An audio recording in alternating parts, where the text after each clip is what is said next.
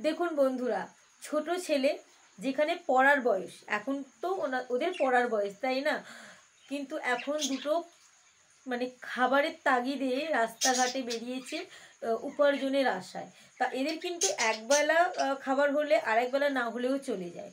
এরা কিন্তু এতেই খুশি থাকে। আমরা যদি কোনোদিন বা আমরা বা তোমরা যদি সাহায্য করবো বলে ভাবি, এইসব মানুষগুলোকে যদি তুমি বা আমি সাহায্য করি না, এদের আশীর্বাদের হাত সব সময় আমাদের মাথায় থাকবে, তাই না?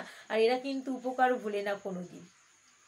তো আমাদের প্রত্যেকেরই যার যেমন সামর্থ্যর বাইরে গিয়ে না, প্রত্যেকেরই যার যেটুকু সামর্থ্য তার ভেতরেই কিন্তু এইসব মানুষগুলোকে যদি আমরা সাহায্য করতে পারি না, ভগবানও তো প্রত্যেকে আমাদের আশীর্বাদ করবে ঠিকই, কিন্তু এই ছোট ছোট মানুষগুলো আমাদেরকে সাহায্য মানে আশীর্বাদ করবে, যেটা কিন্তু আমাদের প্রত্যেকের খুব দরকার। দেখো, ভাইটার কিন্তু অনেক যোগ্যতা আছে।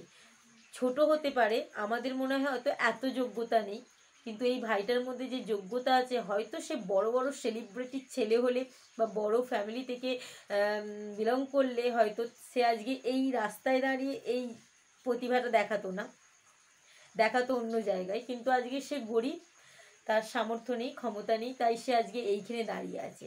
তো আমার এই ভিডিওটা অসাধারণ লেগেছে, তোমাদের কেমন লাগলো আমাকে কমেন্টে জানতে পারো। আর আমার কথাগুলো কি সত্যি ভালো, না আমি কথাগুলো একদমই ভুল বললাম, সেটাও আমাকে কমেন্টে জানাতে পারো।